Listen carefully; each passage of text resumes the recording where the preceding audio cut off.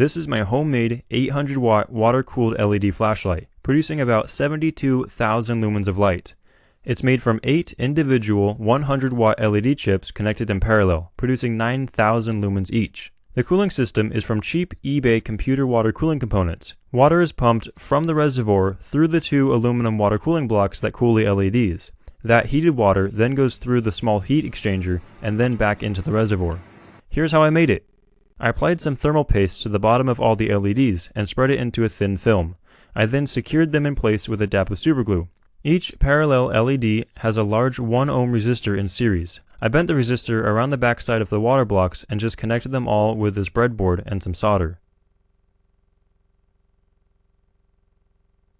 The next step was to make a frame of some sort. I got some aluminum bar from the Home Depot, bent it into 2 loops, and then separated them with a piece of plywood. I fastened as many things as I could by tapping threads into the aluminum and securing pieces with countersunk machine screws. However, I'm pretty sure I can't do that to the water cooling blocks without causing some sort of a leak. So then I glued the LED array onto the frame with some epoxy. And now it's time to figure out the plumbing.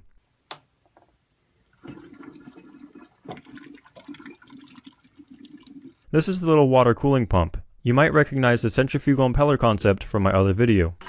I did some surgery on this plastic bottle and sealed the pump inside it. In order to get the lenses mounted so close together, I used some epoxy to bond the lenses onto the reflective housings, and then I used a disc sander to grind away at the edges and more epoxy to glue the lenses onto the LEDs. The light is powered off of 3 3-cell lithium polymer battery packs connected in series to produce about 36 volts. This is a super cheap flashlight which claims to produce 500 lumens of light. And this is a very high power LED flashlight made by ThruNite, which pumps out 1050 lumens and has a very directional far throwing lens on it. My light, by contrast, is relatively wide and more like a floodlight. I'll be using these lights for comparison with my water cooled light. All these tests are shot at a fixed exposure and ISO settings. Like a 500 lumen.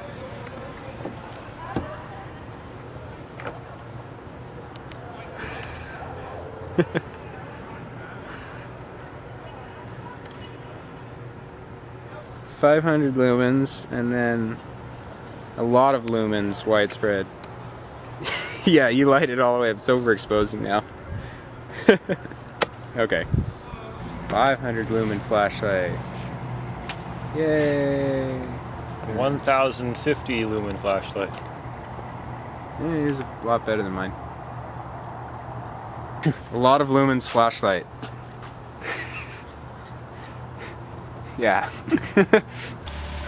Alright, low beams, high beams, and giant flashlight. Woo! Way better. Oh yeah, there we go. That looks exactly like the naked eye. Alrighty.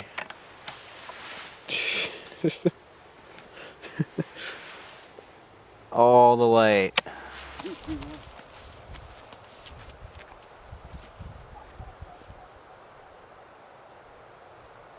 It's 12:09. We're in a farmer's field here out behind the Whitman Mission. We have a huge flashlight. Oh, that is the little about 1050 lumen flashlight. It's a good flashlight. I like it. But you know, you can always have one that's more powerful than a car headlight. You done? Nope, nope. Okay. So freaking bright.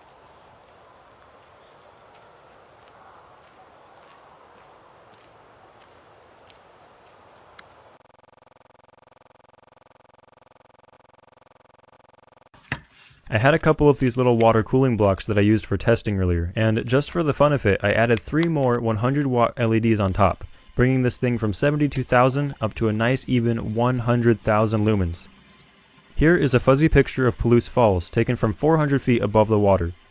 I'll probably put this thing back to how it was though. Thanks for watching.